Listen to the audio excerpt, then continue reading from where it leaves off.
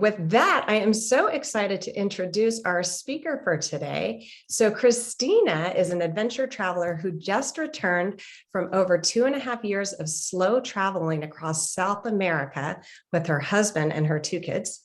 She and her family are extremely passionate about sustainable travel, the outdoors, and helping other families explore off the beaten path adventures. She coaches travel creators on how to get paid to travel and has helped over 500 travel creators in her members-only community make their dreams a reality by working with brands and destinations across the world. She's incredibly inspiring, and so I'm so excited to have her today sharing all of her tips with all of you. So Christina, I will let you take it on over from here. Awesome. Thank you so much for that lovely intro. That was really nice. And can you guys all see my screen now? Hopefully. Okay. Yes. Okay. Perfect. But thank you so much for that lovely intro. This is my second Nomadic Network presentation. I did one about maybe, I think July or so. I think it was actually right after or right before we returned back to the state from traveling, full-time traveling. And I just loved it. I love this community so much. So when they asked me to do this on slow travel, I was like, yes, absolutely. I will jump at that opportunity. So we're going to talk today about just slow travel. I saw some questions in the chat really briefly, like people are not even sure what slow travel is. So we are going to talk about what is slow travel. It's actually a pretty broad definition, but I like that because I think you can kind of make it and mold it into what your version of slow travel is. So we will talk about what slow travel is. We'll also talk about I'll share a little bit about our story a little bit and kind of how we slow traveled and what we did and why we decided that and picking the destinations that we did.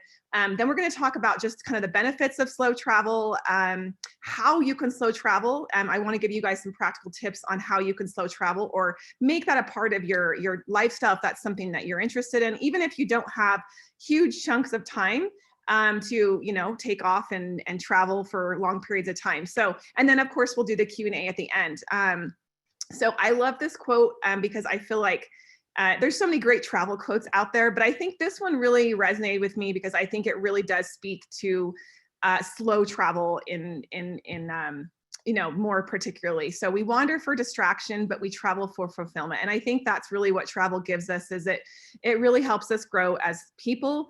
And I think after slow traveling for a few years, it's really hard for me to kind of go back to like fast traveling, because even though it's still so fulfilling and still rewarding and fun, I do find that when you can slow travel, you can really just dig deeper and immerse yourself a little bit more into that destination, wherever that is.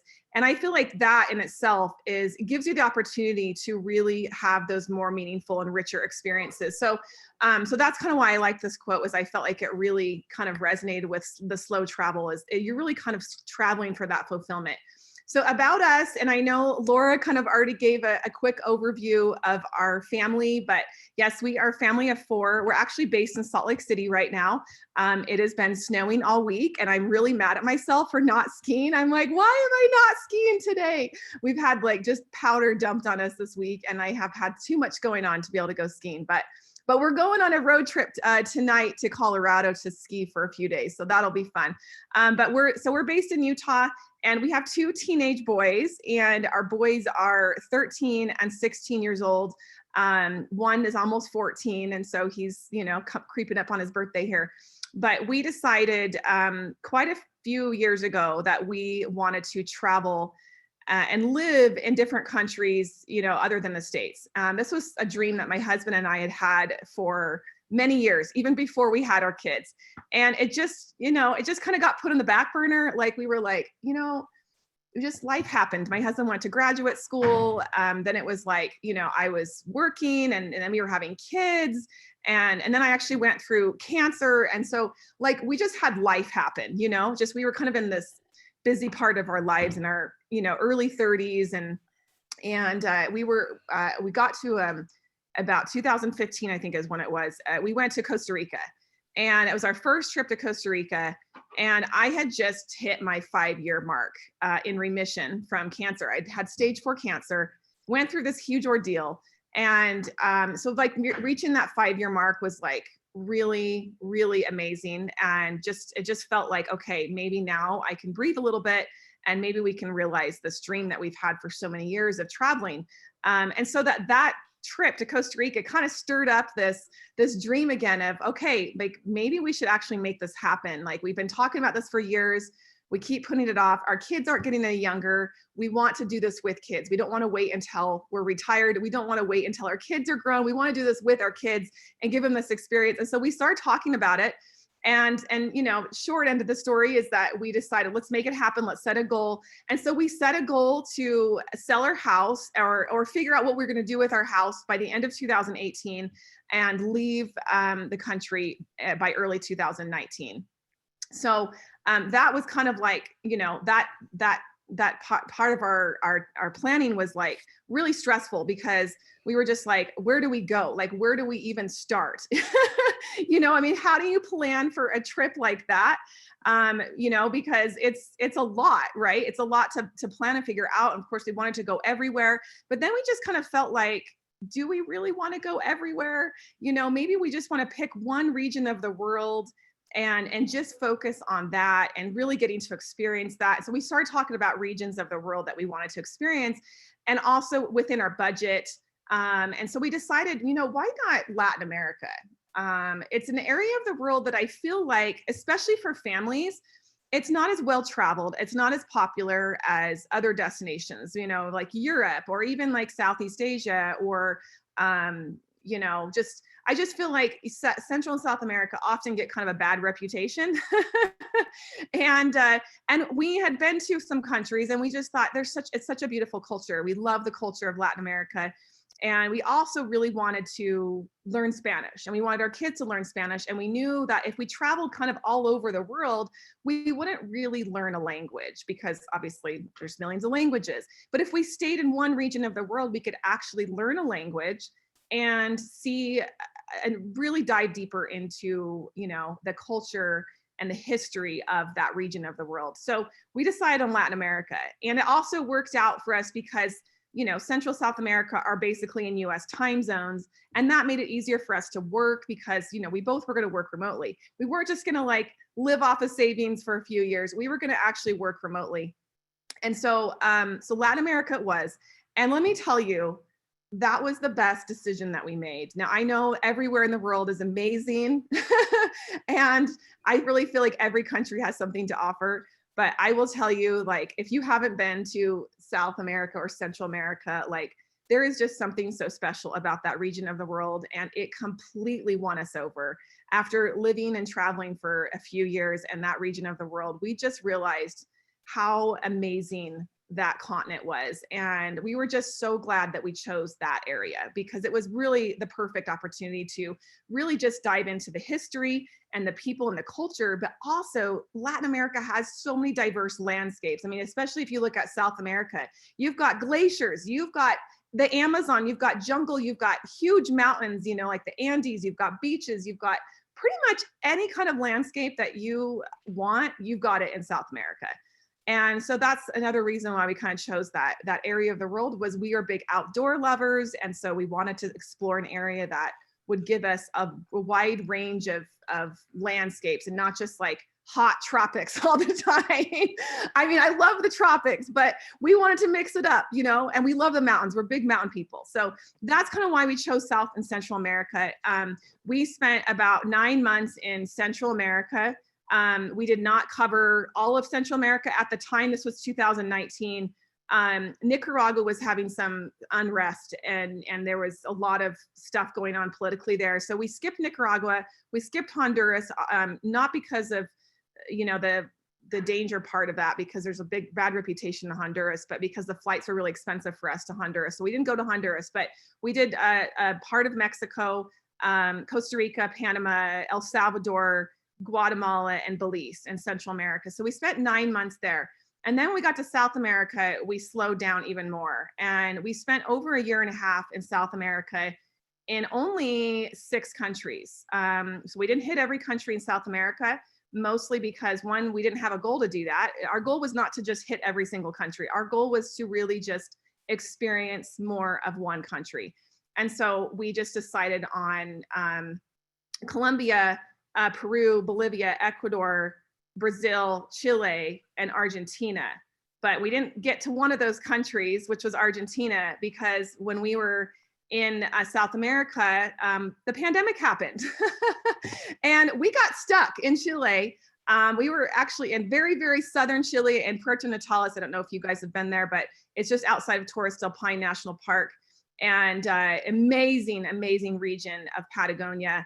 And that's when the pandemic started. So we actually ended up getting stuck in Patagonia for 5 months. There was no flights leaving the country of Chile, even repetition flights, for at least 2 months.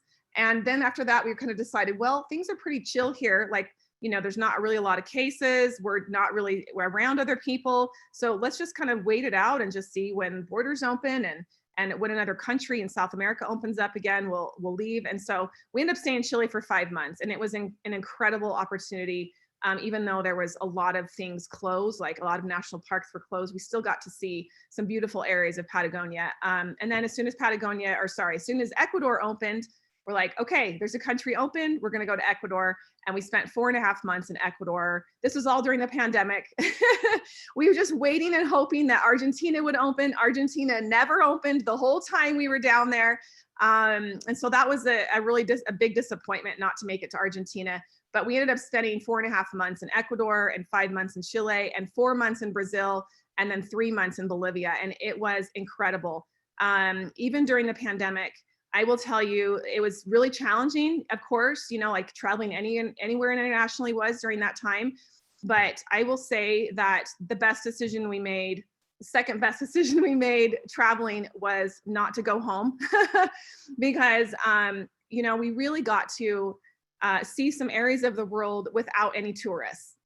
For example, we went to Iguazu Falls, which I'm sure you guys know of, which is on the border of Argentina and Brazil. And of course, we couldn't go to the Argentina side because it was closed, but we were on the Brazil side of the falls.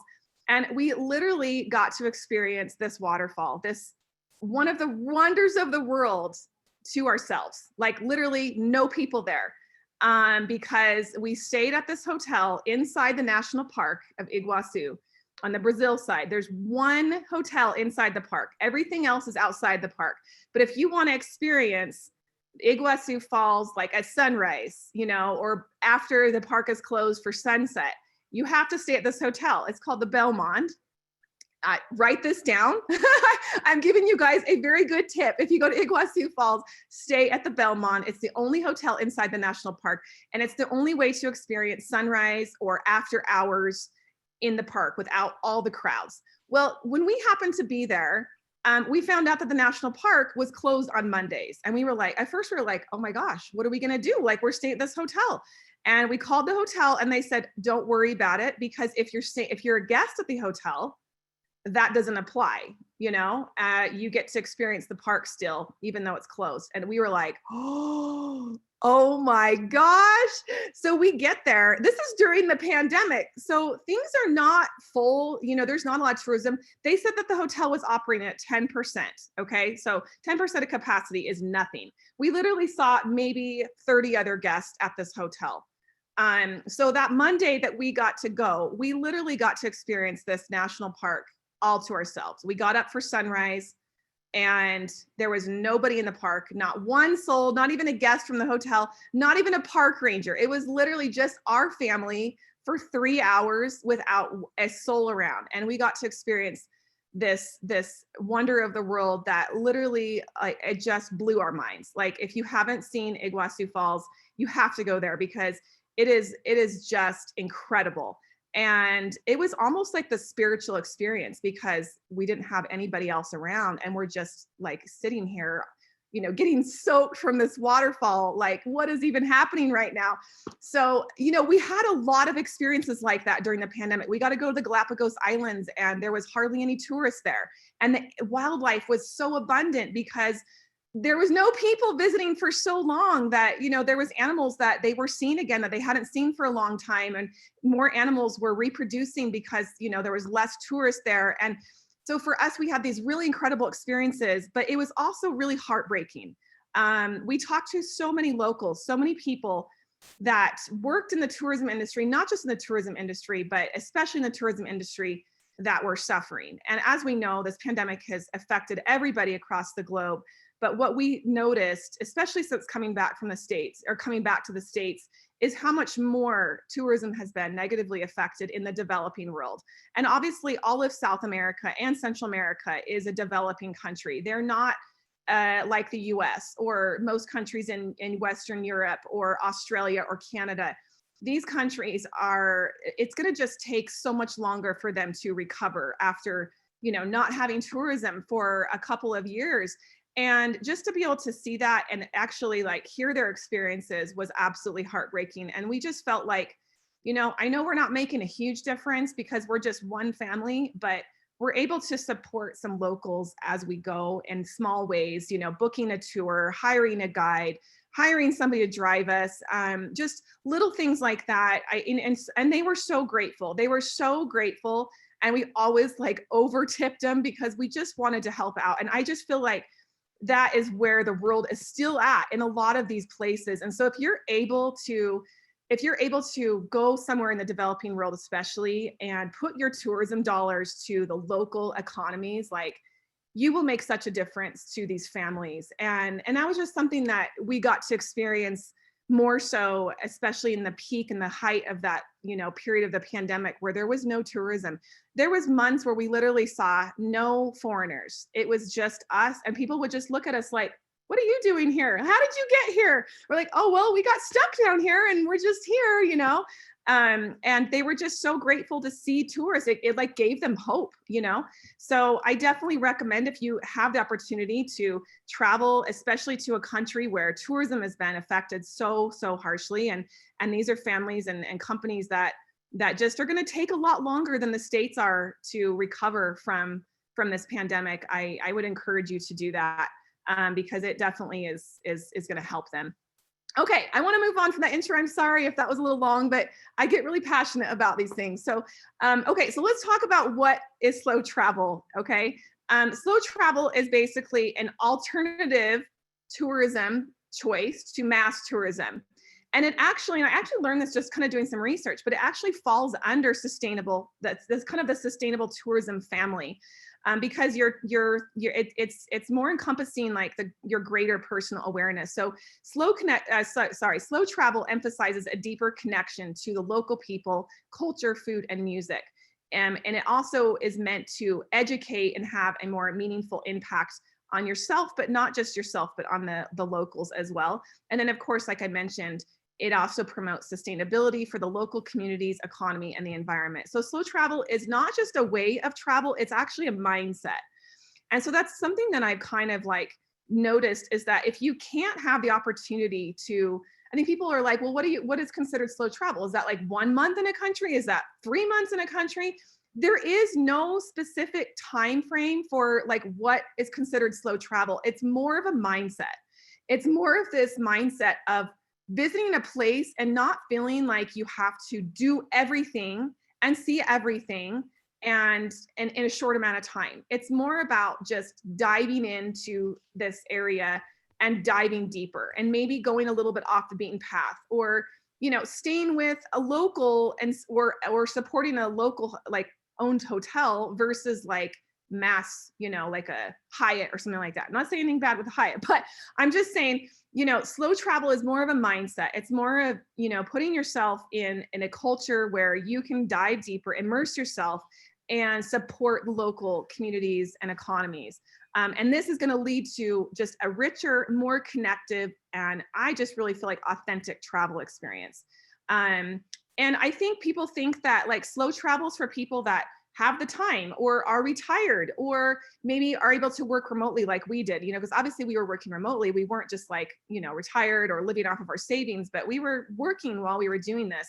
But I do think that slow travel is really for anybody who just wants to experience a different way of travel that is just going to be more meaningful and more impactful.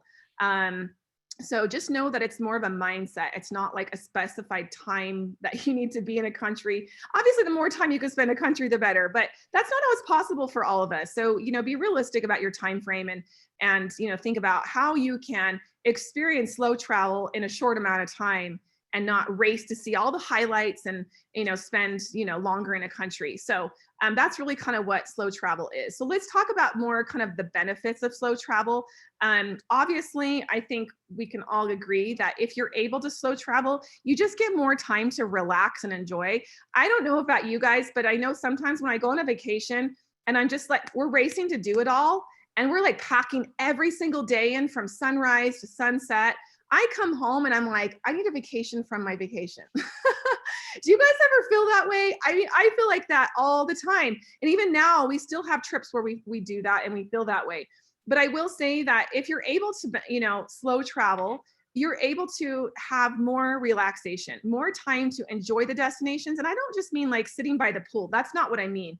I mean, like, you don't have this packed itinerary where you're like, okay, at 8 a.m., we're going to leave and do this. And at 9 a.m., we're going to do this. Like, you have more time for spontaneity, more time to slow down, more time to maybe discover something that's not on your itinerary, and just relax. And I feel like that is actually a more, not just meaningful experience, but I also feel like you just feel like you're more like, not racing to do it all, and you don't need that vacation from a vacation when you get home.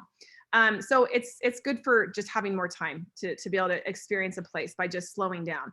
And that honestly was one of the reasons why we traveled, or why we decided to slow travel, is we were like, we're not on a mission to visit every single country in Central and South America.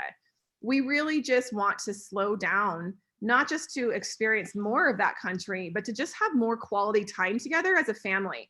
Because I do feel like when you're always on this fast pace, you can't, yes, you're together, you're having these experiences together.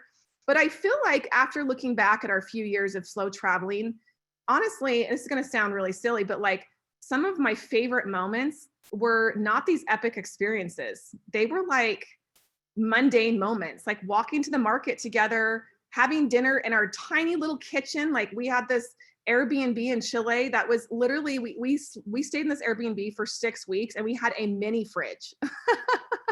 Like a tiny little fridge for 6 weeks. And we had this tiny little table and a futon couch. And we had to like work in this tiny little Airbnb for 6 weeks. And this was at the beginning of the pandemic. So we weren't really going out much because everybody was scared and everything was closed down. And it was like, it was really hard. But like, when I look back, I think those little mundane moments when you're able to just like relax and slow down and do nothing, that actually mean more in the long run. And so I feel like you just have more of those mundane moments that make a bigger impression in your memory by slow traveling.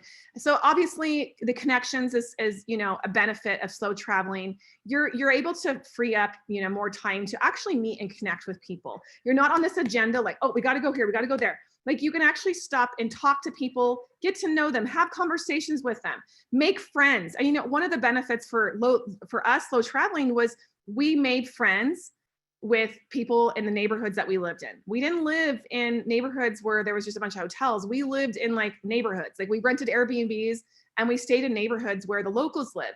And it gave us an opportunity to practice our Spanish. It gave us an opportunity to get to know people and have friends.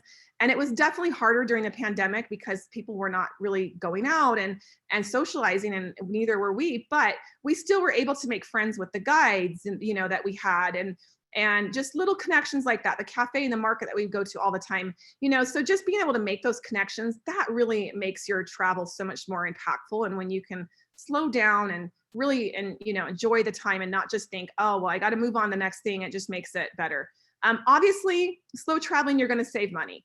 A lot of people ask us, how did you guys afford it? And I will say, honestly, we spent less money traveling in Central and South America than we do living in the States. Obviously, the cost of living is less in those countries, but also because we're staying longer in one place, we're able to stretch our dollar more. We're able to get deals on Airbnbs. We can negotiate, way cheaper rates for our housing by staying longer in a place. Normally we could get 50 to 60% off of a nightly rate on an Airbnb by just staying longer, by staying at least a month. So you're going to save money. You're going to save money on transportation as well. You're not flying everywhere, you're not taking rental cars every single week. You're using local transportation, you're walking a lot. So you're going to save money by traveling slower too. So if you want to stretch your dollar, slow travel is the way to go. And then the last one here is you're going to prevent travel burnout. I don't know about you guys, if you've traveled a lot, and definitely we even felt this even slow traveling. Sometimes I'm just like, I don't want to plan the next stop. Like, I don't want to plan anything. Like, I just want to do nothing and just work and enjoy where we're at. I don't want to think about the next 3 months or wherever we're going to be. Like, sometimes that travel burnout, when you're trying to experience as many things as possible, especially in a short amount of time, can get really exhausting. So slow travel gives you the opportunity to not be so exhausted and burnt out all the time. And I definitely have seen this in our own travels. Okay, so obviously, and I kind of talked about this already, but you're able to just immerse yourself more into the local, culture and people, and just really, get to know what makes this place so special. Learn about the history. You're not just like on a group tour, or they're just spitting out a few quick facts. Like, you're constantly learning more about this country by slow traveling. And I honestly think that's why we fell in love so much with Central and South America, is because we were staying a long time. We really got to know the people and the history and the culture, and it just really made for, more of that immersive experience by doing that. And it's hard because you kind of have to switch your mindset of like FOMO, fear of missing out. Like, you're like, I don't want to miss out on this and that, but you have to change your mindset to say, I'm not going to be able to do everything, but that's okay. Like, you're going to have more meaningful experiences by allowing yourself to just like slow down and not plan everything out ahead of time, and allow for those experiences that maybe were unexpected or spontaneous to kind of happen. And I think that's one of the best parts of traveling. Obviously, and I touched on this, by slow traveling, you're able to support the local economies more. This is something that we are so passionate about, and helping put money in the pockets of these local businesses is going to not just help them, but is also going to provide a more authentic cultural experience. So you're just going to get to know the people more, and how they start their businesses, and what they've been doing, and why they're living here, and starting this business, and just hear about their experiences is such a powerful way to immerse yourself into the country by supporting the local economies. And then obviously, this is something that I think, is, this comes with any kind of travel, but I do think that slow travel does allow you more for self-growth. You're going to discover more about the people, the culture, and hopefully about yourself by slow traveling. I know for us, our experience was totally life-changing to be able to just experience, these things together. And it really did shape us. And we learned a lot of, really hard lessons, but really amazing lessons as well. Okay, so let's talk about how you can travel. I wanted to just talk about some really practical tips to help you dive into slow travel so that you can have a successful experience.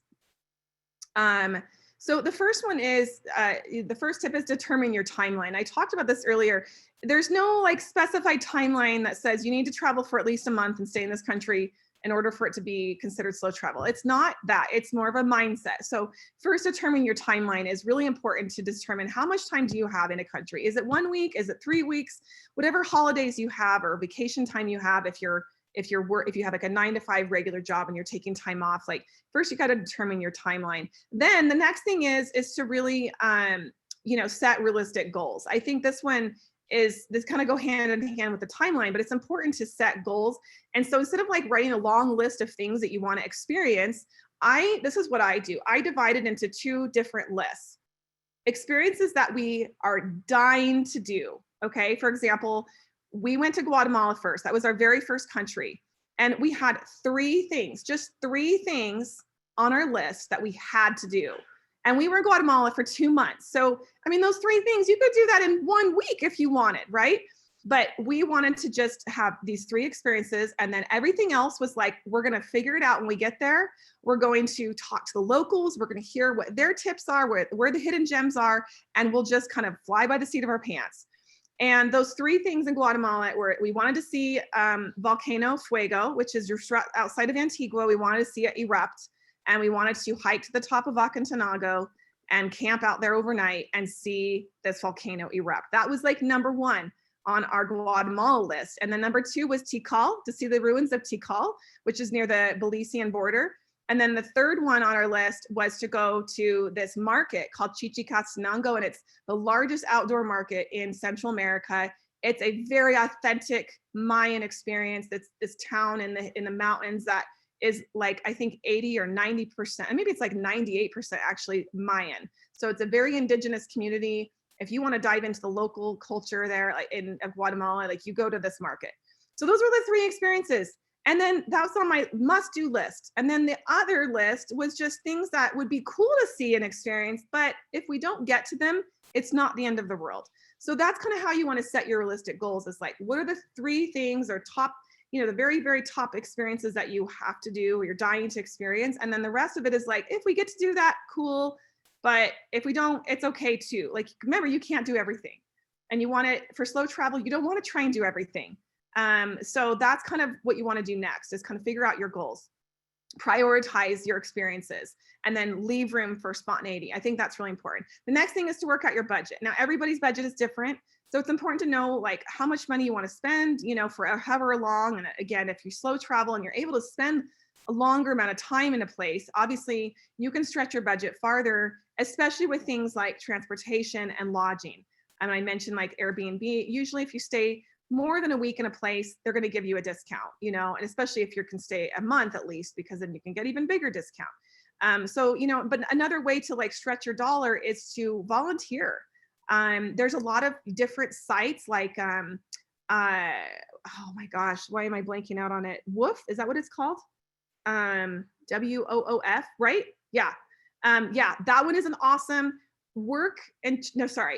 volunteer travel resource. So if you want to, work and have an experience working on a farm or work in a hostel, or, there's so many cool like work and volunteer opportunities on Woof that, you could go literally anywhere in the world and have a free place to stay, but also have a really authentic experience by volunteering. So that's a great way to stretch your budget, but also have that immersive travel experience. And you still get time to do the touristy things. So even if you're volunteering, it's not like you're volunteering 12 hours a day. You still have time to work or to go and have these other experiences, but it gives you just that really realistic view of the culture and, authentic experience that way.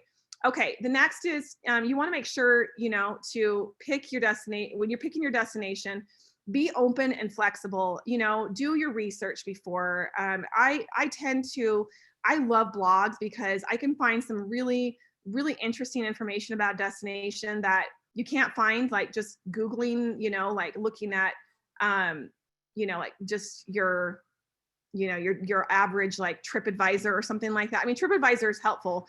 Or even like, what's the other one? Lonely Planet. Lonely Planet is super helpful too, but I feel like they don't really dive into like deeper into a place. They just kind of give you the highlights and stuff. So that's why I love like looking at blogs and like really scouring blogs, because you can find some really cool information on experiences that you might not have heard about before. So I always do my research, and then we figure out, we make our list based on that. And then of course for us, a big thing is leaving room for spontaneity so that we can just talk to locals when we get there and figure out what are those things that we want to add to our days, that are going to provide more of that unique experience. And honestly, like we get some of the best ideas from like just talking to like, our Airbnb hosts, normally they're a local. Or talking to the restaurant owner down the street, or the market owner down the street, or your cab driver, your Uber driver. I mean, we've gotten so many cool tips from Uber and taxi drivers.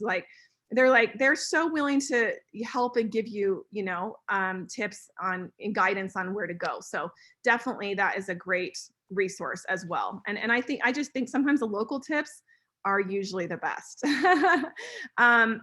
Now, I also, mentioned like, other ways to kind of stretch your budget, but also have a more authentic experience is to house sit.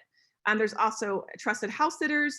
There's lots of couch surfers. There's all kinds of resources out there for house sitting or staying with a local family. We stayed with a local family a couple times, but one experience that really stood out to me was we stayed with a local family in Peru on an island in Lake Titicaca. And it was such a cool experience because we got to go to like this local like cultural event where they had like dancing and music, and it was literally just the local community, and they dressed us in their clothing, and it was still touristy in the sense that this is something that the community is used to seeing, but it still was this authentic experience where we got to really experience what it's like to live with this local community in Peru. So staying local, having local experiences, or house sitting with a family in a country is really going to make your experience more authentic and meaningful. And then balancing your itinerary, I think is really important. Obviously, if you're wanting to slow travel, don't just pack it in, but make sure that you're leaving room for relaxation, spontaneity, aka nothing. Sometimes that's what you need, right? And that's kind of what we try to do. Is like when we planned our days, it was like we would get work done in the morning or school because our kids are doing online school, and then we would plan for something in the afternoon. And really for us, because we traveled long term, we weren't out doing things every single day. We weren't out on like these huge adventures every day. It was like 3 or 4 times a week, and the other days were just like mundane. We're just like grocery shopping, laundry, cleaning, talking to our families back at home, whatever, like just those regular things, and having time to just relax. Like we noticed with our kids, especially, like they needed time to just do nothing and just relax, especially teenagers, I feel like. So yeah, you have to balance your itineraries. You're not trying to just plan everything and rush to everything. Now the next thing is to change your mindset. And we talked about this a little bit before, but you're changing your mindset more to thinking about living instead of being there as a tourist, living like a local. And I know you're still going to stick out. You're still a tourist, but there's definitely a mindset switch when you can slow travel and stay in a local community. Is you want to live like a local. You want to stay, as a local and really experience these places in a different way. And I think that mindset is really going to give you the biggest impact in the long run. And then the last tip here is making the most of it. Slow travel can look different day to day. It's not going to be the same, but the intention is to fill your trip with experiences instead of like burning out on trying to do everything. And I think that is really going to just maximize your time when you're able to just like I said, handpick a few experiences and leave room for relaxation and spontaneity. I think that's really going to give you a more immersive experience. And then the last tips here on this slide is do less to experience more. I know it's really hard to like have this fear of missing out. You're like, oh, we have to do this, we have to do that, we have to do this. But remember, pick experiences over things. We can all learn like, that less is more, and this can also apply to your time, not just experiences over things, but just remembering to do less, and when you are doing things, like really deeply immerse yourself into those experiences and savor them instead of just like, okay, we check that off the list. Now what's the next thing? Like, it's just a mindset switch, and having that do less to experience more is really going to help you have that slower immersive experience. Now, another tip here is connecting with the world around you. So instead of rushing around, like, stop often, take photos, talk to the locals, just have time to like soak it all in instead of like having this tight itinerary that you've got to keep, and I love like if you can follow like digital minimalism and don't, it's hard because I'm a photographer. So I am so inspired all the time to take a photo and I want to capture this moment, but I also want to live in the moment and I want to be present. So I think like being aware of your, like how much you're capturing, like be aware of that and be willing to like put the camera away and just like experience it and just like maybe get your camera out a couple of times for like key things that you're like, I want to photograph this. Like for me, that's been key. Like, especially when we do a hike, like, I'm not going to just be taking pictures the whole entire hike or taking videos. Like, I'm just going to enjoy it, this experience. And when I see a scene that is like, wow, like I want to capture that, then I'll take the camera out, but you don't need to document every single thing. And I think if you try to do that, you kind of take away from the moment of being present you know, when you're always behind your lens. So I know that's a tricky one for a lot of people that are photographers, but it's definitely helped me. And then of course you're going to save money, you know, if you can slow travel. So instead of staying like at a 5-star resort, like, you know, which isn't really sustainable for most of us, like try to find these little boutique hotels, you know, they're owned by locals. And this is going to save money, but it's also going to give you that more authentic experience. And it's more sustainable for that economy as well in the community. And then last is to find joy in the journey. Remember, it's not about the journey. It's more about the journey, not the destination. So don't try to just like have this checklist. I got to check all these things off. It's more about just having the experience of being there and immersing yourself and finding joy in like the mundane, even in those slower moments. I think that's where you're really going to have a more impactful experience.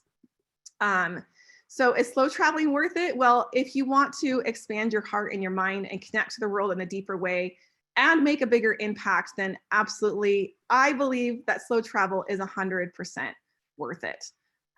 So that is all I've got here. I actually had I wanted to show you guys a short video that we had made about our experience, but I think we should just move on to Q&A. So let's just do that instead, because I know that we've probably got some questions. Yes, we've gotten so many, Christina. I'm sorry, I cut you off if you have something to No, you're add. fine. It was an incredible presentation. Love the chat too with all of you. Everyone's just inspired, inspiring each other as well. And I think the thing that stuck out with me so much is that you talked about mindset throughout all of this, because I think a lot of people, like you mentioned, think of slow travel that you might have to go for 2.5 years. So I love that you've broken it down to this mindset where you can do it, whether you go for years or you go for just a week, and just an important way to incorporate into your travel. So amazing. Yeah. Okay, we have a lot of questions, you guys. I love it. Keep them coming. So I am going to just start asking you them. So the first one is from Wake, curious about what did you do with your home in the US when you were traveling? Yeah. So we ended up selling our house because the market was really hot then. Little did we realize the market was going to get a lot hotter. So we actually kind of regret that because we would have made like a lot more money if we would have just kept our house and sold it like this year, or even just rented it out. But, you know, we didn't know where we were going to end up when we got back. So before we traveled full time, we were in Boise, Idaho. So we were in Boise, Idaho for 11 years. We had a home there. And like I said, like in 2018, we sold our house in October of 2018. The market was super hot. And so we were like, we got to sell it. We don't know what's going to happen. And we also knew that we didn't want to really deal with renters being out of the country for so long. We knew that was a stress that we didn't really want to do because we hadn't done that before. And we also didn't want to Airbnb our home because, again, we didn't want to deal with, you know, not renters, but, you know, short-term people staying in our house and just having to organize all that, manage all that. Like, and I'm not saying that you shouldn't do that, because I think it's actually a really smart idea. But for us, it just didn't feel like that was the right thing for us at the time. And we really just didn't want to have to deal with that at all. And so we just sold our house, put the money in savings, and then, you know, moved on. So, but it looks different for everybody. And we didn't sell all of our belongings too. You hear a lot of people are like, oh yeah, we sold everything we own and took off. And like, that wasn't practical to us. We're like, well, we're going to come back and we don't want to have to like start over. You know, it's a lot of things to have to, you know, accumulate again. So we put everything in storage. We did sell quite a few things just because we knew our kids would grow out of stuff, but like the bunk beds and stuff like that. But we probably sold about 30% and kept 70%. And that just went into storage while we were traveling. Yeah, super smart. I mean, you have to do what's right for you, and peace of mind also probably when you're traveling, not to have that hanging over your head. So Lisa had a question. Will you be returning to slow travel again at some point? 100%. Yes. 100,000%.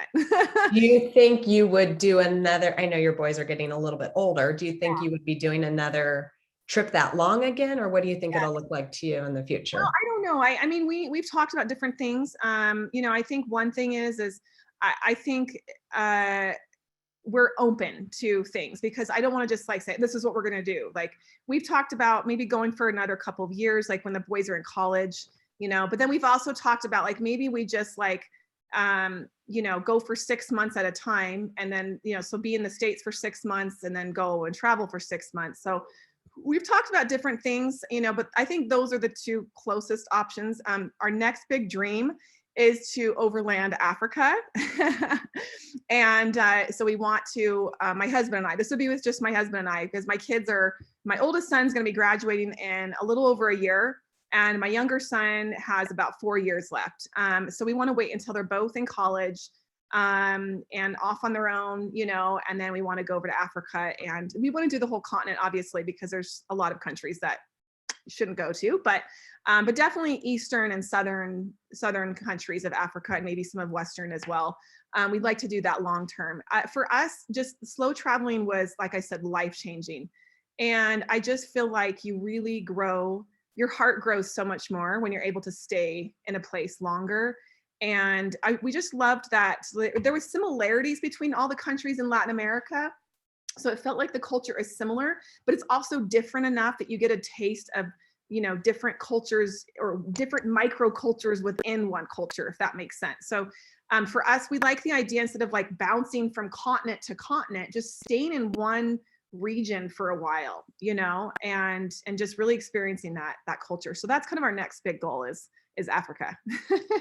I love it. I have similar kids, or similar age kids to you. So maybe I have to think about doing something like that. Sounds amazing. Oh my goodness. Very adventurous, that's for sure. But yeah, I think it would be an amazing, we wanted to overland South America, actually. When we first started talking about Latin America, the idea was to, do the Pan American and just literally go all the way down to the end of the world. But then we kind of just talked about logistics, and we're like, hey, we have 2 kids. We need Wi-Fi for work. We need Wi-Fi for school. Like, how consistent is the Wi-Fi going to be? And, it just didn't make sense for the season of life that we were in, and so we decided not to go that route, not to overland. But when our kids are gone and it's just the 2 of us, we're like, as long as our business is still doing well and we're able to work and make money remotely, if it's just the 2 of us, we feel like that's a little more feasible, to overland. Yeah, that makes sense. And actually that leads us to another question that we had come through, which was about Wi-Fi and just in terms of working remotely and traveling. So did you encounter any Wi-Fi or technology issues? And then did you or your husband have any pushback from employer? I know you're self-employed, but I'm self-employed, so it was more just a pain in the butt for me. But for my husband, it definitely, there was some problems there. So my husband, I should tell everybody, I thought I mentioned this, but I think I forgot to leave it out. My husband works in telehealth. He's a physical therapist, and he works for a telehealth company. So he does remote physical therapy for children, actually, pediatrics. So kids from elementary up to high school. And so Wi-Fi is very important because he has to do video conference calls with his patients. So we had a few countries that, it wasn't the country itself, it was the Airbnb that we stayed in that did not have very good Wi-Fi. Luckily, I would say that was minimal. I would say 80-90% of the time we were fine. There might have been some slower internet issues, but for the most part, we were able to make it work. But there was a couple spots where we were like, we can't stay here longer. This internet is just not working for us. And like in El Salvador, for example, we had this really awesome house near the beach, overlooked the ocean, like amazing little place. It was super cheap, but the Wi-Fi was like basically dial up, and it wasn't even a modem. It was like a hotspot. And so we would just blow through that data in like 2 days because all 4 of us are using it. So I learned through that experience, like, because that was kind of earlier on in our travels when we were in El Salvador, like always ask the Airbnb host what the speed is of the internet. Do they have a modem? Like get details on their internet. Obviously they can't guarantee the internet's not going to go out sometimes, but get those details on their internet speed, if they have a modem, because you need to have reliable connection if you're working. So what we would do when we had internet issues is we would just go to a cafe. We'd go to a cafe and we would just work there all day. We did that a lot in El Salvador. We did that in Mexico a lot, actually, because our internet in Mexico was not very good in the apartment that we were in. And so that's what we did, is we just go find a little cafe somewhere and hang out there all day. And it worked out. We were fine. We didn't have that many issues, but definitely you've got to be prepared for that, because, and that's why we always stayed in a city, maybe not a massive city, but because we don't really like big cities, but like we always stayed in a city where there was going to be options for us to go work if we needed it, if our internet in our house or apartment wasn't working. Yeah, that makes sense. And also I was going to say for those internet cafes, that's a good place for you too. I just saw Sharon just ask a question about VPN. Yes, I did use it. We always have a VPN. And a VPN that we use is called ExpressVPN. They're pretty well-known VPN. And that's what we used all the time, even in our apartments. Even in our apartments, we always had a VPN on. Perfect. Okay. Actually, Christine, did you mind stop sharing your screen? That way we can see everyone's. Oh my gosh. Yeah. Sorry about that. There we go. Hello. There's everyone. Okay. We have lots more questions. So another question was about how safe do you feel the Latin American countries are? And do you have any general safety tips? I'm so glad someone asked that question. Because I didn't really touch on that, but I'm going to tell you guys that for the 3 years, 2.5 years, 3 years that we spent traveling, we never felt unsafe, ever. Now, I'm not saying that there aren't places where you might not feel safe. But everywhere in the world, every single country has cities or areas that are not safe. And unfortunately, Latin America just gets a really bad reputation for it. And one bad incident that maybe happened 20 years ago, like for example, Colombia, has this really bad reputation because of the drug cartels from the 80s, right? When Pablo Escobar was basically running the country with his cartel. And that was 20 years ago. Now, I'm not saying that drug cartels don't exist. Of course they do, but it's a lot better now. And unfortunately, the media doesn't really paint that picture. So, we learned that really early on, that don't listen to the media, and also don't listen to travelers really that much that have not been there recently. Because it could be totally different. But even in countries like Guatemala, El Salvador, Colombia, Brazil, I would say those countries often get the worst reputation when it comes to Latin America. Bolivia actually gets a really bad reputation too. And we found nothing but wonderful, warm, helpful, friendly people. We never were in a circumstance where we're like, we've got to get out of this. Like, we've got to leave. Like, this is not safe. We also only had one thing stolen ever once. And that was a GoPro that we were on an overnight bus in Peru. And we had our smaller bags up on the shelf above our heads. And we had our backpacks up there, and we had been filming on the bus with our GoPro. And then at night when it got dark, we were like, okay, we're gonna go to bed. We stuck the GoPro up there. We should have tucked it away, and we didn't do that. So it was like our fault for not like really hiding it. And we just stuck it right on top of the shelf by our backpack, and someone swiped it at night and got off the bus before we did and took it. But that was the only thing that we had stolen the whole time we traveled. And, obviously you want to be like, my tips would be like, be hyper vigilant, like just be aware of your surroundings. Don't wear flashy clothing or jewelry, obviously. Like, don't have your camera always hanging out, especially when you're like somewhere public, like on a bus or a subway or walking around a crowded place. Like, have things tucked away safely and securely. Don't draw attention to yourself. Obviously, you're going to look like a tourist in a lot of these places. I think the only country that we really felt like you might not know that we're tourists was Brazil, because Brazil, didn't know this about Brazil, super diverse, like very, very diverse people. Every skin color, every hair color, you feel like you're like in Europe, but then also South America, or even in America, you're like, where am I? And so Brazil was like the only country where we kind of felt like we could blend in a little bit more. Whereas other countries, we felt like we definitely look like Americans or gringos.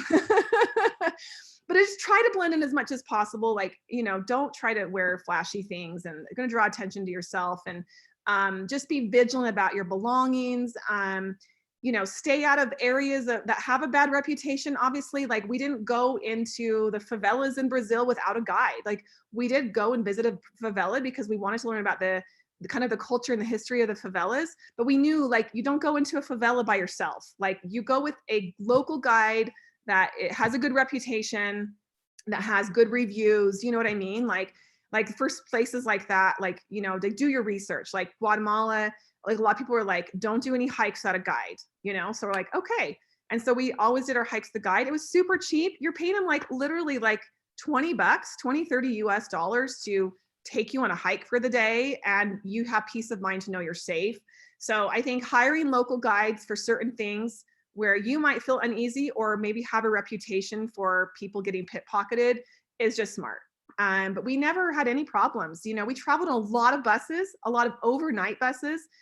People told us in Brazil, like, you're going to have things stolen, you're going to get pickpocketed, you're going to get, I mean, people warned us so much. Even Brazilians warned us, and we experienced none of that.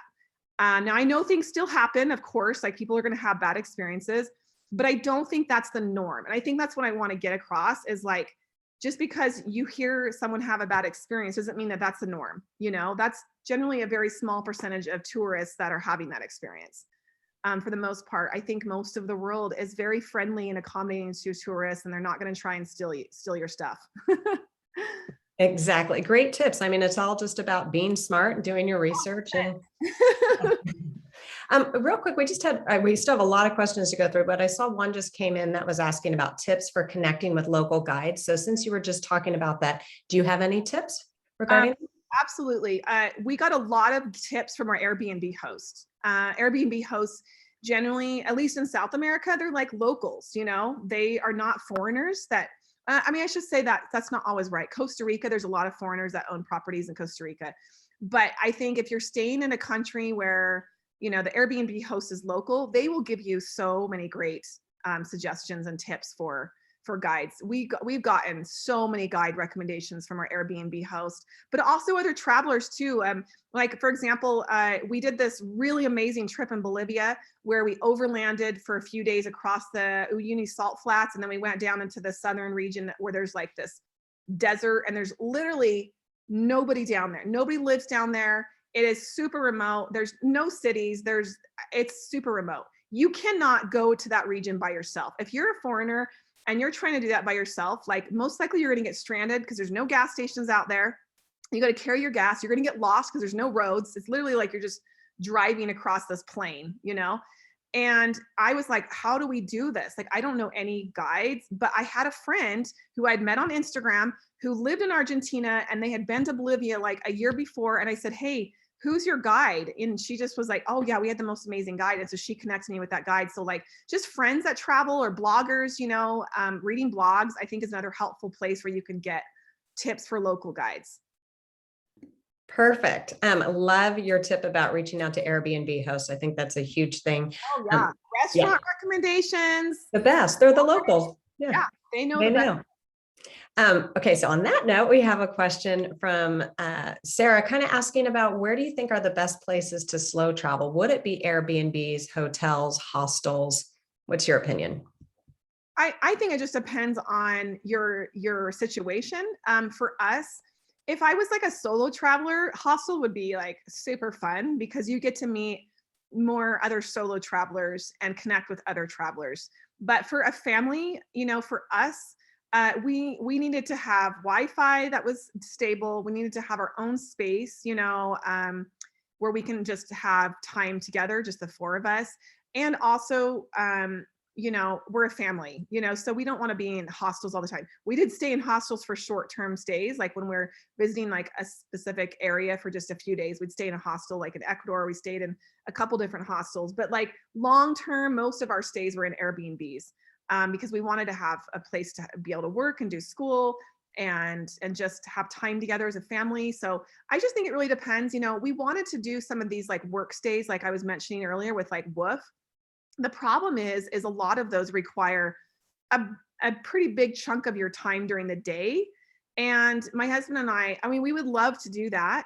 We did have volunteer experiences, don't get me wrong, but we didn't do like a long-term volunteer experience where you're working on a farm for like 6 weeks and they're providing room and board in exchange. Like we didn't do anything like that because we have to work, we have to make money, and our kids have to do school. And that was a priority for us. So unfortunately, we didn't have that kind of experience because of our situation, but I think that's another really great way to you know, to travel is to, you know, do a work stay volunteer experience.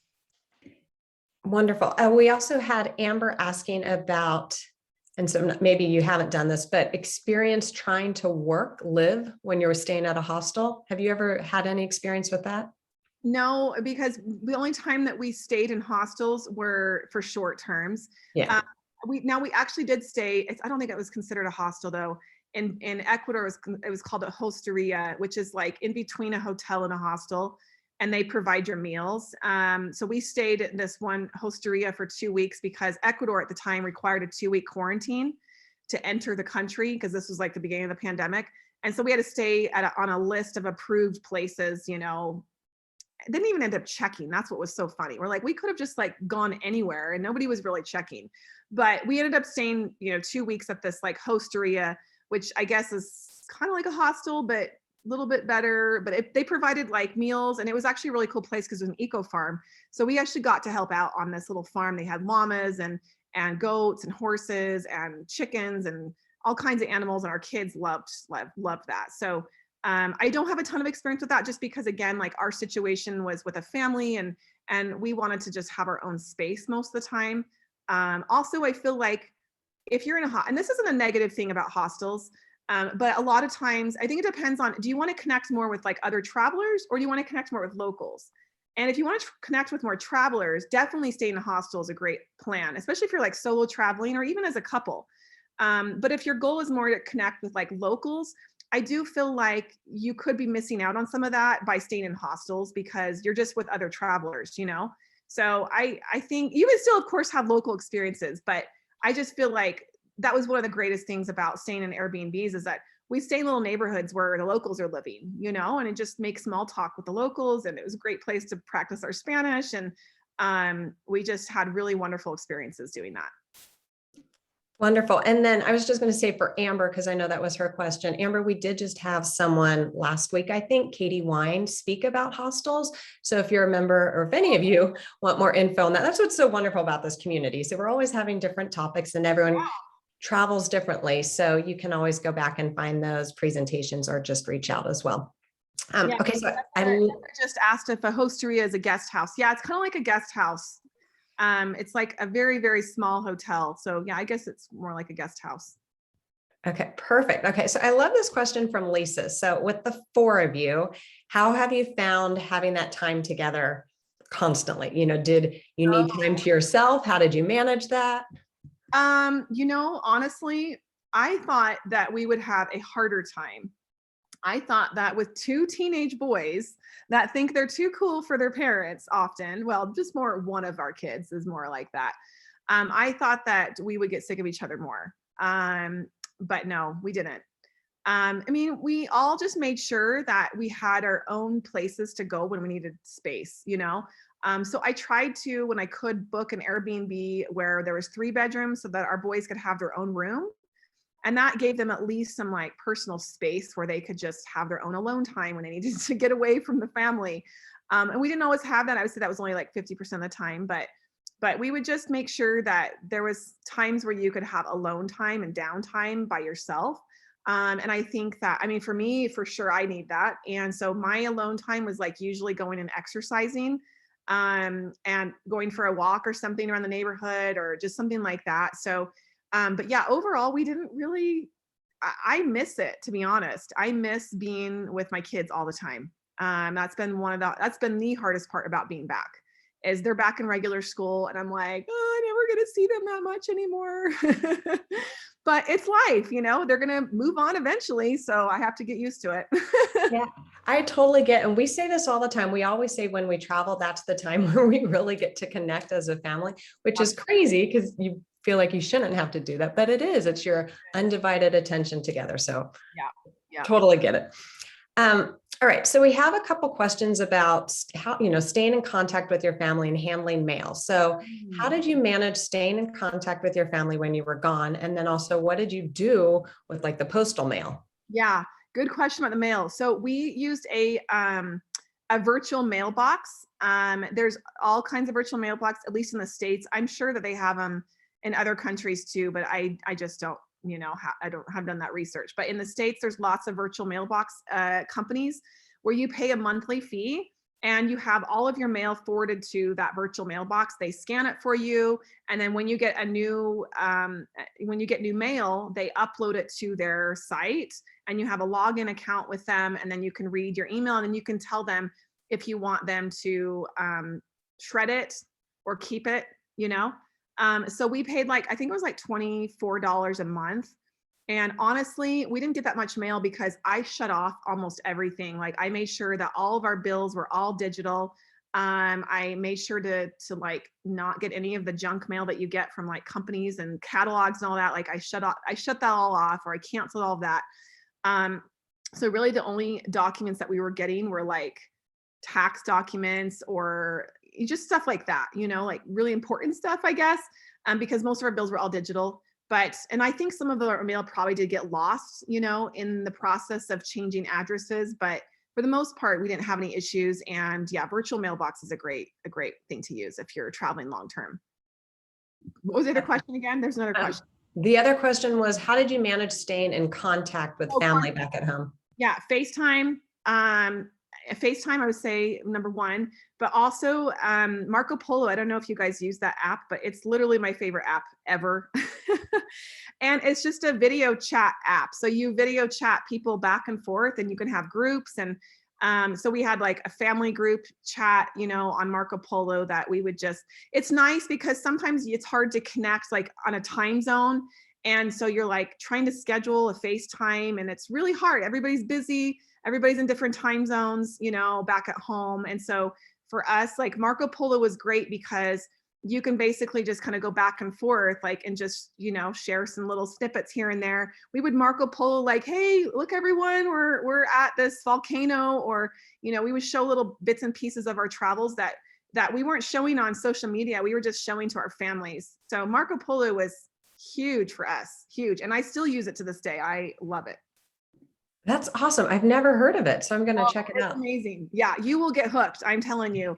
Uh-oh. It's so great. Well, it's not a social media app. It's just a video chat app. So it's just like you just send videos back and forth. And what's nice is you do that all in your own time, you know? So you're not having to like schedule, you know, you can basically have a full conversation back and forth on this app. It's awesome. Right. Love it. Okay. So Rachel has a question about, so impressed that you lived with just a mini fridge. So she's curious about what tips do you have for cooking when traveling, when you know, without a private or communal kitchen? I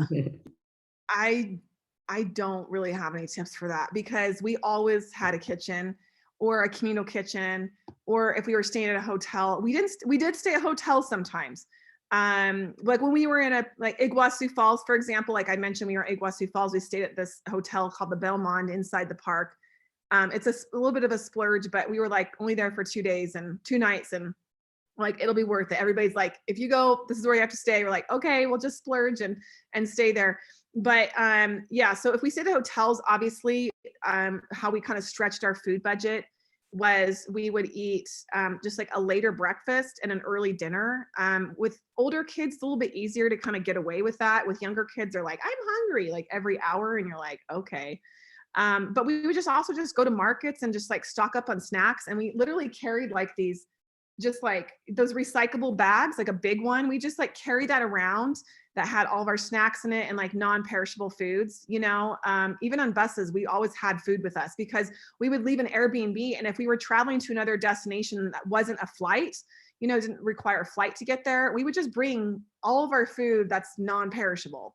And we would literally have like these bags of groceries, like we got our olive oil, we've got our bread, you know, like whatever, like, because we didn't want to have to like throw all that food away.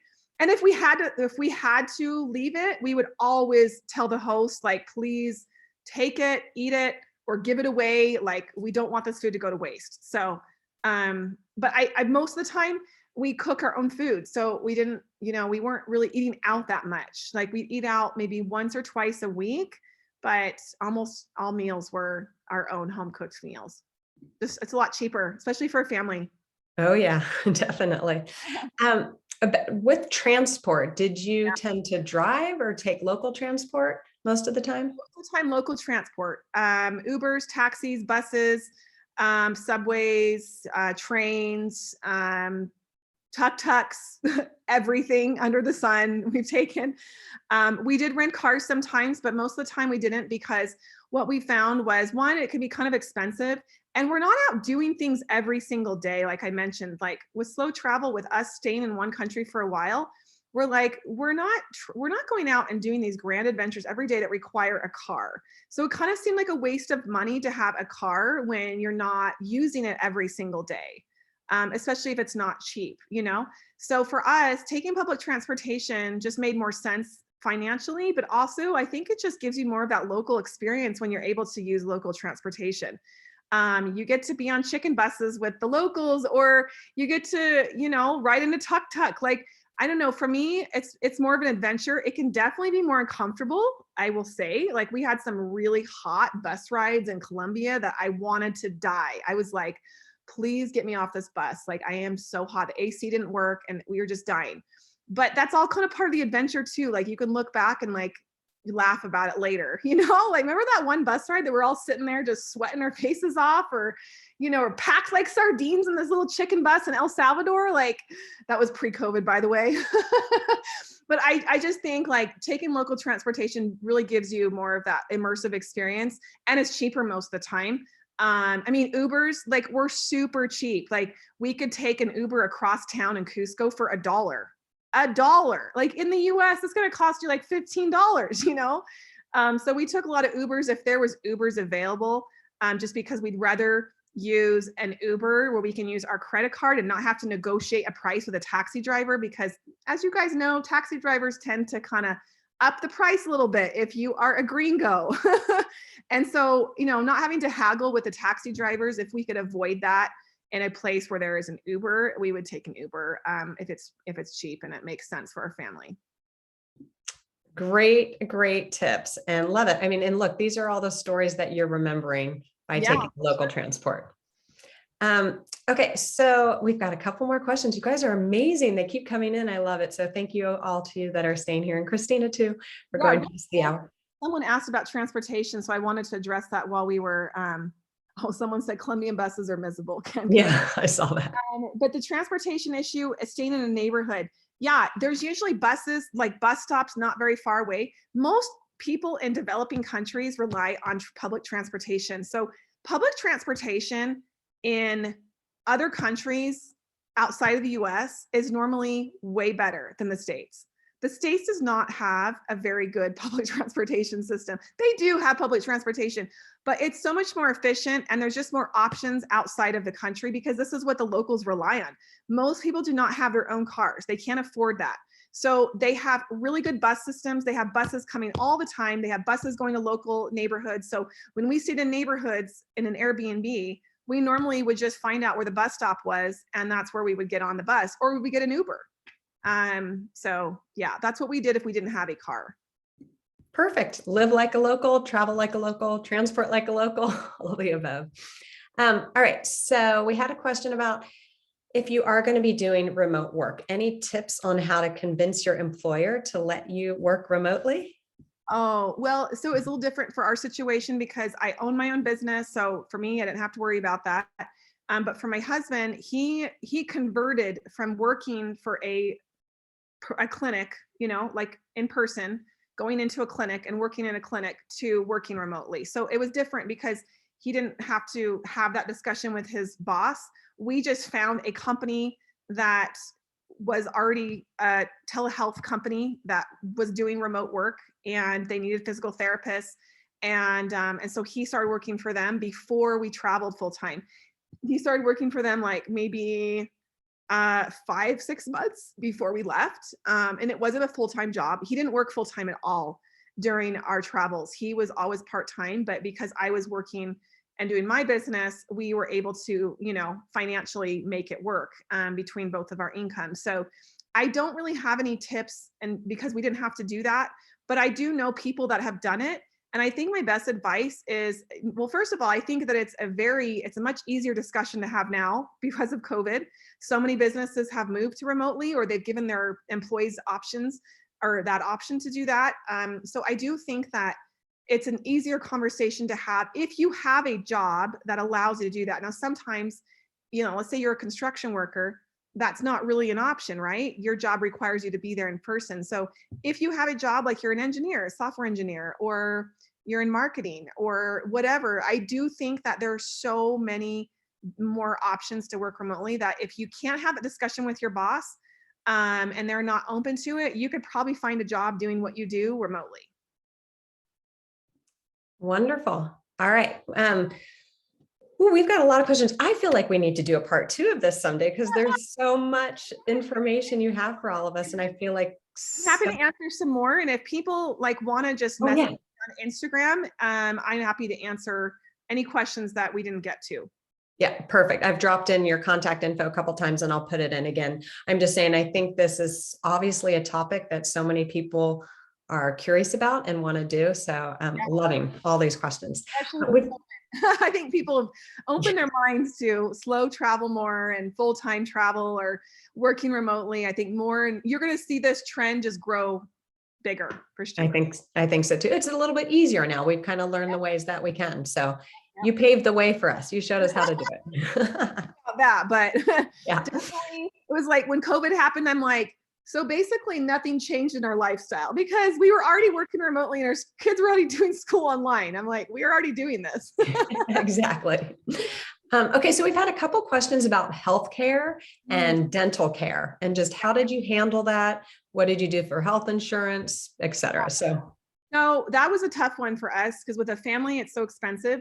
But we actually do a health share plan. I don't know if any of you are familiar with health share plans, but we do a health share plan. It's called Liberty Health Share. There's also one called Christian Health Share that Christian Ministries Health Share or something like that. But basically it's a health share plan. It's similar to a health insurance company where you have like they don't call it a deductible. They call it like an unshared amount. But once you meet that, then they pay, that amount or whatever the fee is. The thing that I loved about it is that it works anywhere in the world. There's no like in network, out of network, in country, out of country. Like health share plans will cover you wherever you are, but you have to meet like that deductible first, of course. And ours is like, or they call it unshared amount. It's like 2,000. I think it's like 2,000 a person. I will tell you that we've never had to meet that. We never had any hospital experiences. We really were lucky that we never got really sick or injured while we were traveling. And even now back in the States, like we're just very healthy. So we don't really have those issues, but it's more of course, like an insurance in case something happens. And I will say like healthcare is so much cheaper in most countries around the world that like, if we did need something, it was so much cheaper to just like schedule a visit. Like I had this like swelling issue in my foot in Mexico. And I was like, why is my foot swelling? Like, I don't understand what's going on. And so I went into a doctor. It literally cost me $60 and he was amazing and spent an hour with me. And I was like, this would have cost like $500 in the US, and it probably would have required like an x-ray or some kind of, follow-up or something. And it resolved itself just based on the advice that he gave me. So I feel like, if you're traveling in developing countries, especially like, healthcare is so cheap that if you just need to go in for like a little visit here and there, it's not going to cost you much, but of course, if something big happens and anything catastrophic, like, that's why we did a health share plan because it covered us internationally. And it cost us about $650 a month for a whole family of 4. That's pretty good. So yeah, that's exceptional. We didn't have dental. We did not have dental insurance. We paid out of pocket. My husband actually has really bad teeth. He takes meticulous care of them, but he just has like bad genetics. And so he has to have root canals and crowns and extracts done like on a regular basis. And so we did have to do some of that while we were traveling, but we just found really good recommendations for dentists. And he had some work done in Brazil that literally would have cost us 10 grand back in the States. And it cost us like 3 grand. So we just paid out of pocket for like dental stuff, but it's still a lot cheaper than what you would have to pay in the States. Unless you have dental insurance, that's really good, Yeah, it's incredible. I couldn't agree more with you. When we've traveled, we've had, certain situations where we've had to go into medical clinics as well and have paid nothing or it's so small. And the care has been phenomenal. If you need medication, like I have to take a thyroid medication and it literally costs me like, maybe $10 a month. versus here, it cost me like 50 with insurance. It's ridiculous. Right. So, in fact, I would stock up because most prescriptions, at least in Central South America, you don't need a prescription for. You can literally just go walk into a pharmacy, tell them what you want, and they're going to get it to you. And I mean, not everything, obviously anything like narcotic, they're not going to do that. But like I could get my thyroid prescription filled without any prescription. And so I would literally stock up and buy like 6 months supply of it and then not have to worry about it for 6 months, So Yeah, you're saving money while you're traveling. yeah, All those medicines. way less money on everything. Exactly. Coming back was like reverse culture shock and reverse like money shock. We were like, oh my gosh, everything is so expensive here. This is crazy. Yeah, I bet. Okay, couple more. All right. So love this question from Lisa. So as she's starting this journey, living abroad in various countries, she wants to connect and have more an impactful journey. Like you mentioned, not just be an observer. And so what are some of your thoughts on how to give back and make her own impact on the communities that they're living with? I love that question too. Yeah. Well, I think first of all, I think slow travel allows you to learn about opportunities more when you're there for longer. Connecting with locals, you can really kind of get the pulse on the community and find out maybe what organizations are there. When we were in Guatemala, we volunteered for a couple different organizations. One of them was like this clinic that provides free therapy for disabled children that don't have access to physical therapy. And this was my husband. So my husband's a physical therapist. And so he was able to go into this clinic and like help these kids that have severe disabilities that don't have access to, they don't have access to those kind of services. They can't afford them.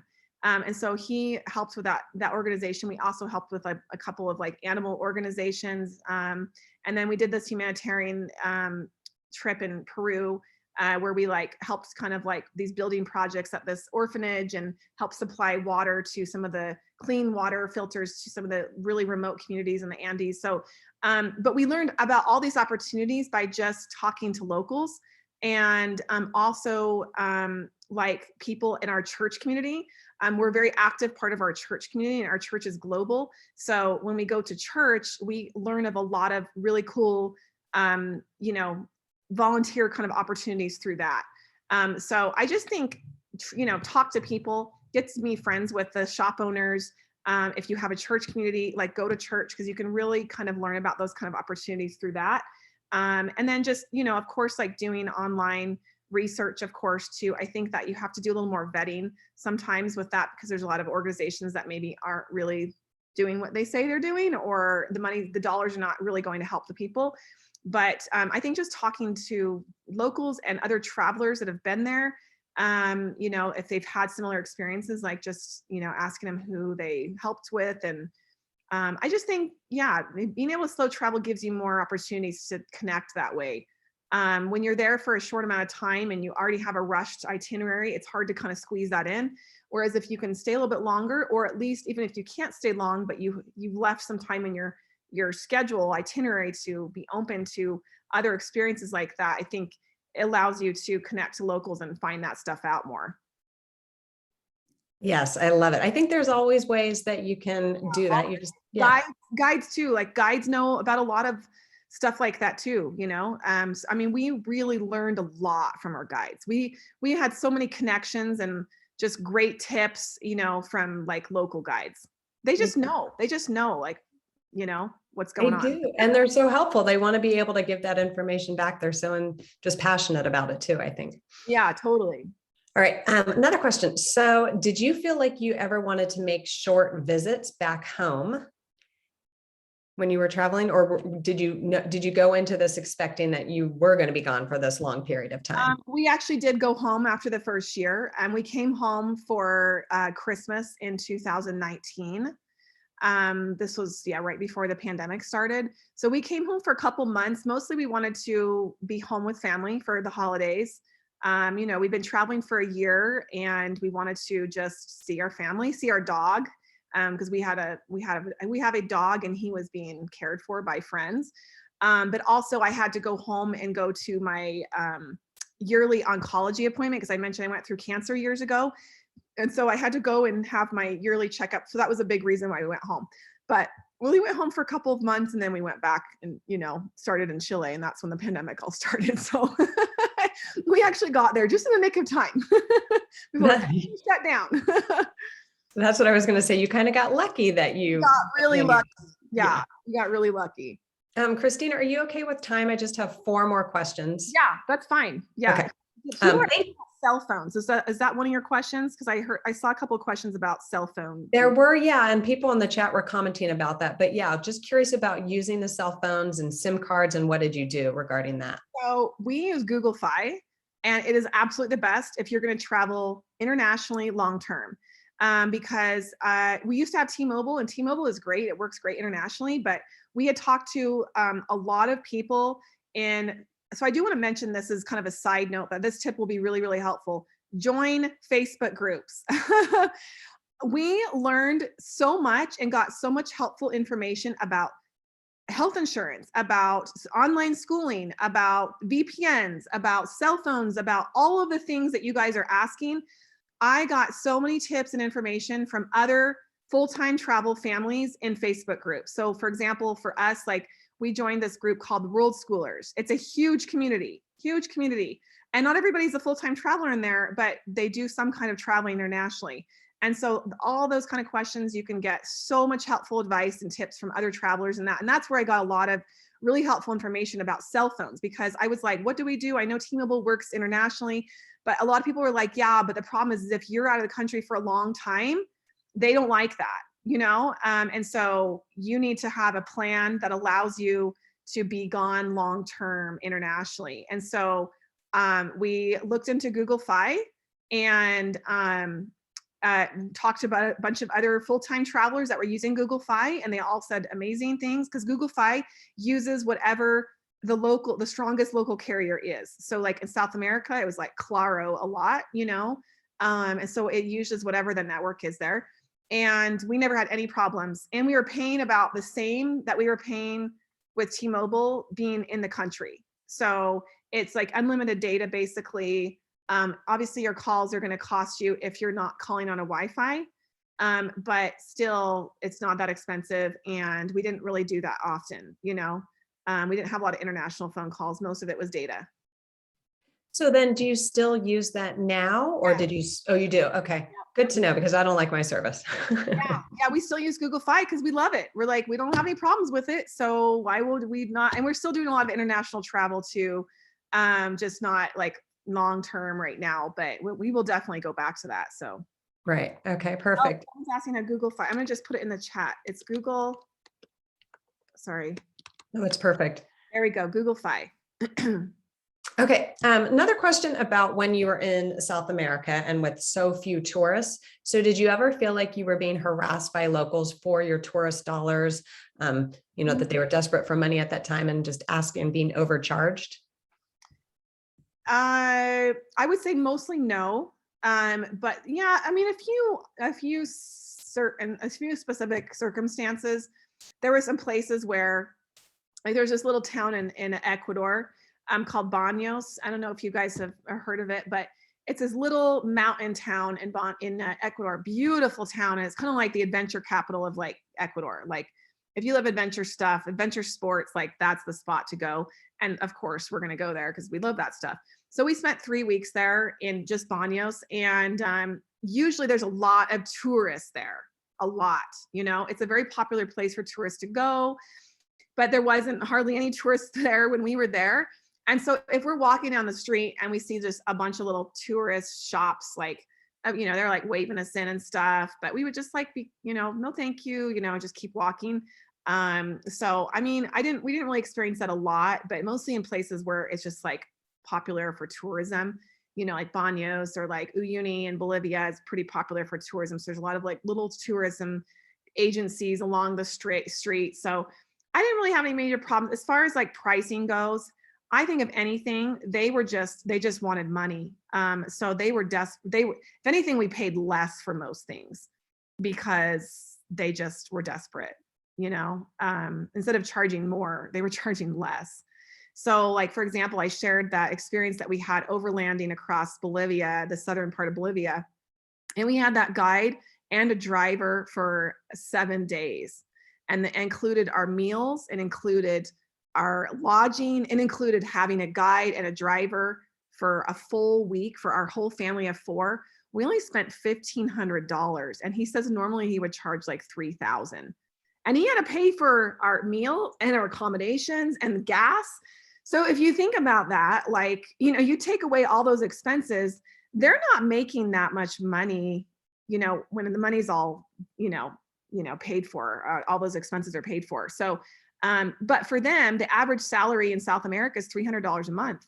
So even if he is getting $300 for that week, you know, that's his take home. That's way better than what, you know, the average salary is. So we always made sure to tip our guides really, really well, especially if we had a good guide, which was most of the time. We had amazing guides.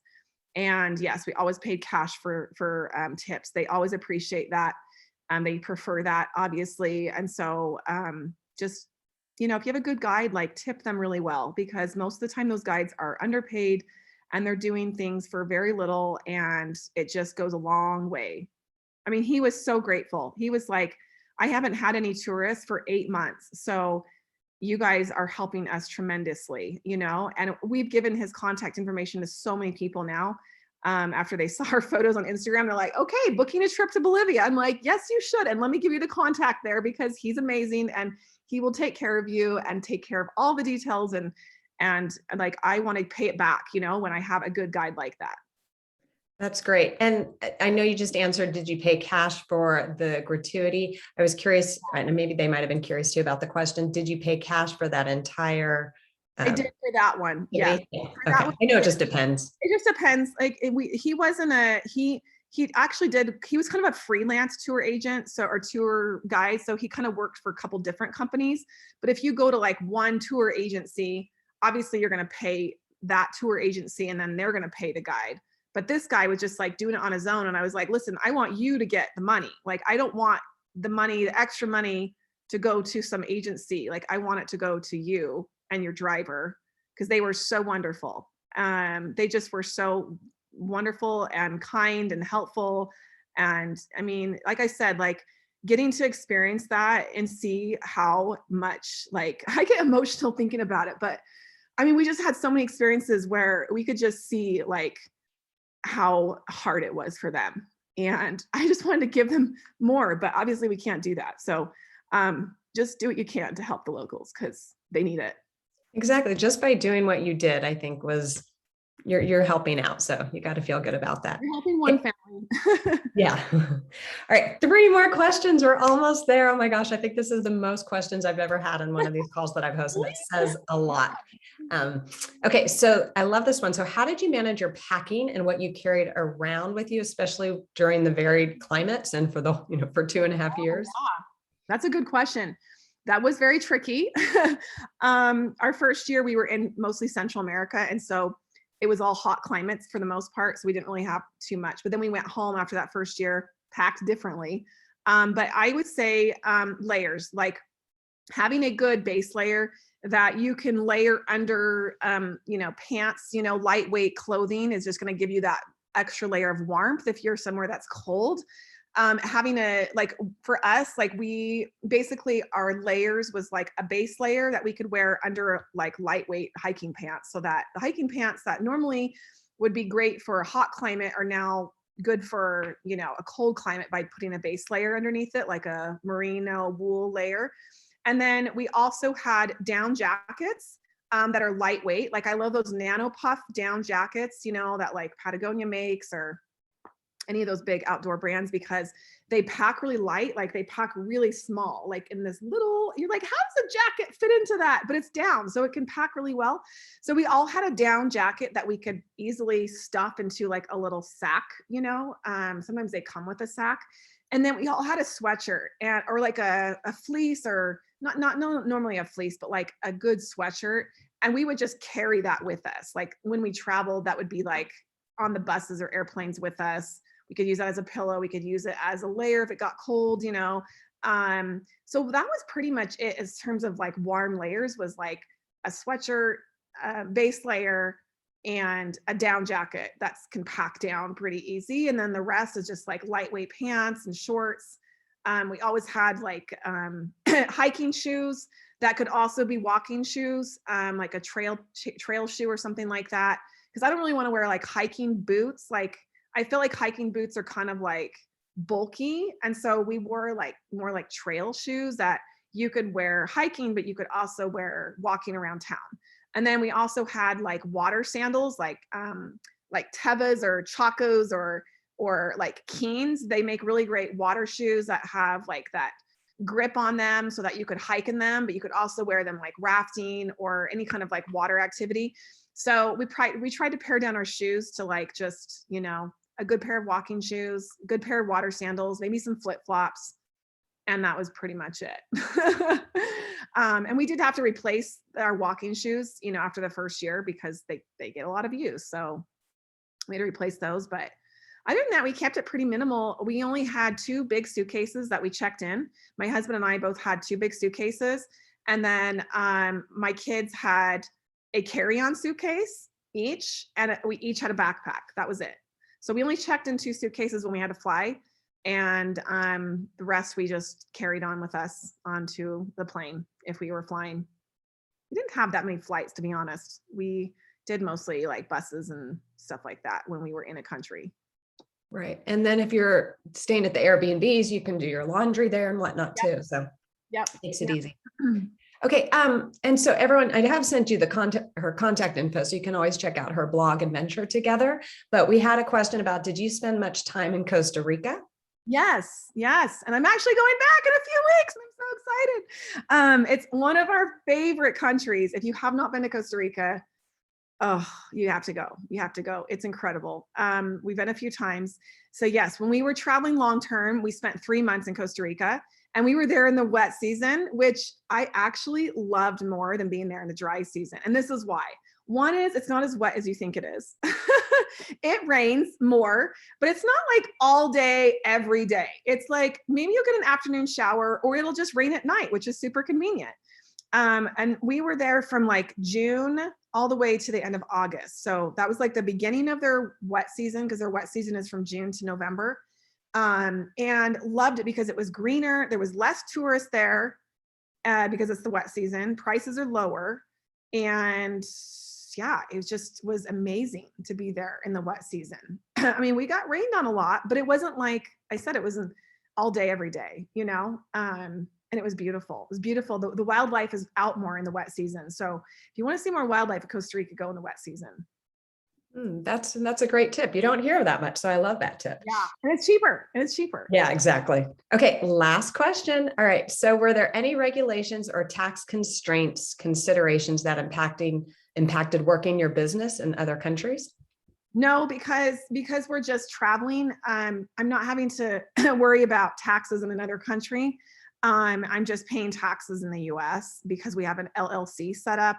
And then my husband is employed by this company and they take taxes out, you know, of that. So it was actually pretty easy for us. I think the only way it can get a little more tricky is if you like are an expat and you're going to live there, you know. There's different laws in different countries and I don't know all the ins and outs of that. The best resource I would say is to join some expat groups if you're concerned about that. There's tons of expat Facebook groups. In fact, that's another tip. And I had mentioned this earlier, but one way that we connected with other travelers, like if we wanted to just like, okay, we love like meeting locals, but sometimes we just want to like meet other families that speak English, that our kids can relate to more and just like have that connection. And so one thing that we did, especially if we were going to be somewhere for a long time, is we would find a Facebook group for that region that was for expats. Like in Ecuador, we were in a couple different Facebook groups for expats because there's a lot of expats in Ecuador, same with Costa Rica. And it was great because it gave us an opportunity to, one, ask questions, find out some local tips and information about volunteering, about just local things to do that are great, but also like connect to people and like get together with them. We made a lot of friends that way. And it was great for our kids, especially because they need that socialization. But I just think like you should talk to expats if you're worried about like taxes and you're going to be somewhere for a while and you're going to set up a business somewhere. you definitely need to like, talk to some expats that have experience with that. But for us, it was different because we're basically just tourists. We're on a tourist visa. We're not on a work visa. And so we're just paying US taxes. Awesome. Great, great tips. Oh my gosh, all of this has been so informative. And if for some reason I missed any of your questions, or if you have more, you can always reach out to Christina. Yeah, anytime. Yeah. And hopefully you guys have all gone to follow her. I'm telling you, she is, well, obviously you can tell how inspirational she is, but follow her on Instagram too, because what you will see there is just a glimpse of what you've seen here. It's I have a lot of good tips for full-time travel in our Instagram, especially if you go to our IGTV. We did a series of full-time travel tips, like, oh, it's been a while. Like we did it like a year and a half ago, maybe.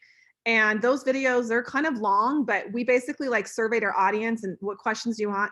And we got so many questions. We broke it into 4 different videos. And my husband and I just answer all the questions. And I've shared a lot of them here. But if you want more, like about homeschooling, world schooling, online school, we go into that more in these videos. And I still share full-time travel tips on our account, even though we're not traveling full-time right now. So yeah, our Instagram account is a great place for any information like that, but you can also just reach out to. perfect. Oh my goodness. Thank you so much. Again, like I said, I think this is the most questions I've ever had. And thank you for, keeping. Well, I hope it's inspired you to not if travel full time, if that's not your goal, but to at least think about travel differently and to think about opening your mind to the idea. Obviously, if you're here, you're open to the idea of slow travel. So I hope if anything, I've inspired you to just like think about travel differently and maybe have a different mindset when it comes to travel, because honestly, slow travel completely like changed us. And now it's like really hard for us to think about fast travel. I'm like, I don't want to do that. But like now sometimes we kind of have to, with our situation now. But I just think it's a mindset, it's not necessarily a time. It's more about a mindset of just slowing down and immersing yourself and not trying to do everything. And I just think you can have an even better experience and like trying to fit it all in, So anyways, I hope you guys have loved this, and thank you so much for having me. It's been great. Yes, we've loved it. Read the comments because I know there's a million